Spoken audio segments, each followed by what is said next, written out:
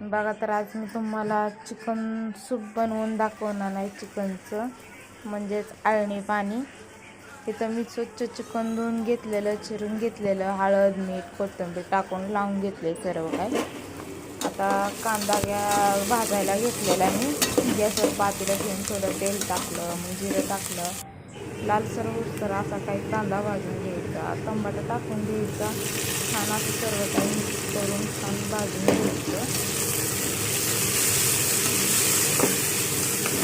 हे भाजल्यानंतर चिकन टाकून घ्यायचं, सर्व काही मिक्स करून घ्यायचं, छान भाजून घ्यायचं.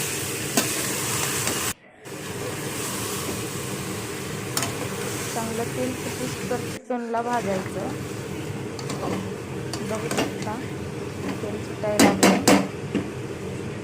मग काय गॅस बारीक करायचा आणि गॅसवर कढई झाकायची आणि त्या कढईमध्ये पाणी टाकून घ्यायचं आणि गॅस बारीक केल्याच्या नंतर पातेल्यामध्ये चिकनला मिठाचं पाणी सुटतं, त्यामध्ये चिकन शिजतं. मी तुम्हाला दाखवते.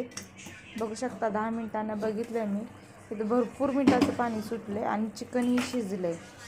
बघा मी तुम्हाला दाखवते किती मिठाचं पाणी सुटलंय. बघा चिकन ही शिजलंय. मग काय गरम झालेलं पाणी कढईतलं पातेल्यात टाकून घ्यायचं. एक उकळी घ्यायची मारून. उकळी फुटल्याच्या नंतर बघा असं काही चिकन सूप होतं. चिकन चाळणी पाणी म्हणू शकता, चिकन सूप पण म्हणू शकता ह्याला तुम्ही. हे भाताबरोबर पांढऱ्या खायचं म्हणजे छान लागतं, किंवा असंच पिऊ शकता तुम्ही.